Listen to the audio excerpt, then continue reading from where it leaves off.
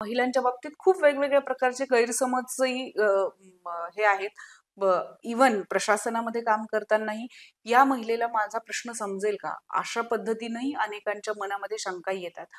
निश्चित पोलिसांबाबतीतही अशा प्रकारच्या गोष्टी घडताना आपल्याला दिसतात. पण अर्थात तुम्ही त्याला अपवाद ठरवलेला आहे. सोलापूरमध्ये जर बोलायचं झालं तर सोलापूरचं काम जे आहे दारूबंदीचं हे खूप मोठ्या प्रमाणावर तुम्ही केलं. कुठल्याही ठिकाणचं दारूबंदी हे करण्याचं काम हे तसं खूप अवघड समजलं जातं कारण त्याच्या बाजूला सामाजिक परिस्थितीही त्या पद्धतीनं असते. हे काम करताना आणि त्याच्यासाठी तुम्हाला अवॉर्ड्सही मिळाले.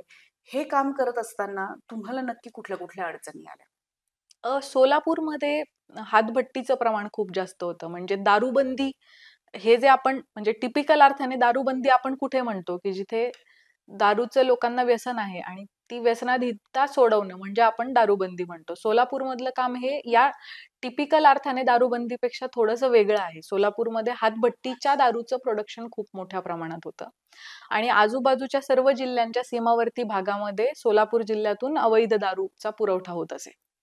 आणि काही गावं अशी होती, की ज्या गावांमध्ये जर पोलिसांना रेड करायची असेल तिथल्या हातभट्टीच्या व्यवसायावरती, तर शेकडोंच्या संख्येनं जावं लागायचं. म्हणजे पूर्वी अशा घटना घडलेल्या आहेत, की जर पोलीस कमी संख्येने आहेत, तर पोलिसांवर दगडफेक झालेली आहे, हल्ले झालेले आहेत. तिथे भरपूर भांडणं स्वरूपाचं परिस्थिती झालेली आहे आणि त्याचे गुन्हे सुद्धा सोलापूर ग्रामीणमध्ये पूर्वीचे दाखल आहेत. सो त्या पर्टिक्युलर गावांमध्ये जाताना जर पोलीस जाणार तर ते शेकडोंच्या संख्येनं जाणार अशी परिस्थिती असायची.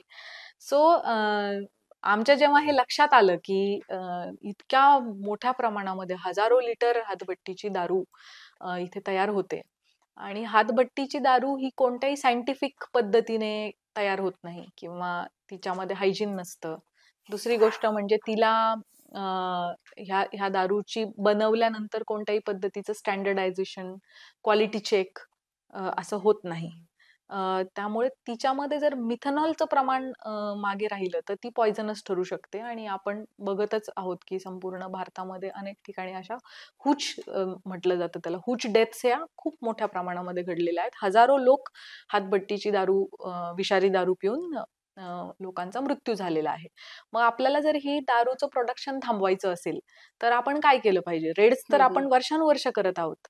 खूप रेड्स केलेले आहेत. माझ्या प्रेडेसेसर्सनी खूप रेड्स केलेले आहेत. पण तरी ते का नाही थांबलेलं? मग आम्ही त्याच्या मुळाशी जाण्याचा प्रयत्न केला. मग हे लक्षात आलं, की काही गावांमध्ये जे आपण शेकडोंनी जावं लागतं आणि शेकडोंनी जावं लागतं तर शेकडोंची फोर्स गॅदर होण्यासारखी परिस्थिती दररोज नसते. बरोबर. कधी कुठलं सणवार असतात, कधी वारी सुरू असते, कधी इतर गोष्टी सुरू असतात. म्हणून हे कधीतरी होतं लाइक महिन्यातून एकदा, 2 महिन्यातून एकदा आपण करतो. पण उर्वरित दिवस मात्र त्यांना ते अफोर्डेबल राहतो व्यवसाय.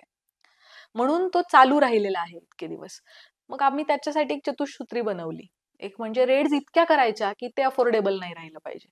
दुसरी गोष्ट म्हणजे त्यांना समजावून सांगायचं, समुपदेशन करायचं त्यांचं, की तुम्ही हे नाही केलं पाहिजे, तुम्हाला हे नाही करू देणार.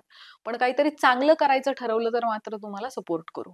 तिसरं म्हणजे त्यातले जे पुढे येतील आणि म्हणतील, की हो, आम्ही तयार आहोत यातून बाहेर यायला, त्यांना रिहॅबिलिटेट करायचं, त्यांचं पुनर्वसन करायचं. आणि चौथं म्हणजे जे लोक ही दारू पित आहेत, कारण ती स्वस्त आहे ना कंपॅरेटिव्हली. ती अशा पद्धतीने रॉ फॉर्म मध्ये बनते, ती स्वस्त आहे. त्यामुळे लोक ती दारू खूप इझिली सेवन करतात, मोठ्या प्रमाणात सेवन करतात. त्यांना त्याचे दुष्परिणाम दाखवून द्यायचे. अशा चतुःसूत्रीवरती आम्ही काम सुरू केलं. प्रत्येक गाव हे एका अधिकाऱ्याने दत्तक घेतलं आणि मग त्याचं काम की त्या दत्तक गावावरती दर 3 दिवसांनी रेड झाली पाहिजे. दर 3 दिवसांनीच का? कारण ती सायकल 72 तासांची आहे. हातभट्टीसाठी फर्मेंट करायला ते लावणं, मग भट्टी लावणं आणि भट्टी लावून ती दारू काढणं. परवडणारच. म्हणजे दर तिसऱ्या दिवशी जर तुम्ही गेलात म्हणजे तुम्ही प्रत्येक सायकल ब्रेक करत आहात. म्हणजे त्याच्या घरात तुम्ही ₹1 सुद्धा अवैध दारूच्यामुळे जाऊ देत नाहीये.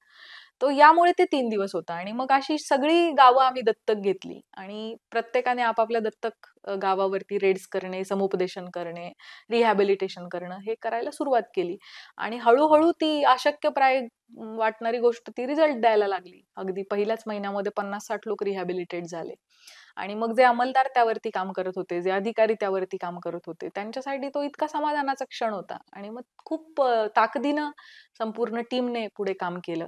सो चॅलेंज हेच होतं की आधी आपल्या टीमला ह्या गोष्टीवर विश्वास, ह्या स्वप्नावर विश्वास बसणं की हे थांबू हे शकतं, शक्य आहे. हे शक्य आहे. आणि मग लोकांना विश्वास पटवून देणं की तुम्ही यातून बाहेर येऊ शकता. कारण ते म्हणायचे की आमचे पूर्वापार आम्ही हेच करत आहोत, हे सोडून दुसरं आम्हाला काही येत नाही. हम्म, तर हम्म, तुम्ही हम्म. सुद्धा दुसरं काहीतरी करू शकता, तुम्ही सुद्धा सन्मानजनक जीवन जगू शकता, हे सोडूनही तुमची उपजीविका होऊ शकते. यावर त्यांना विश्वास पटवणं हे सगळ्यात मोठं चॅलेंज होतं.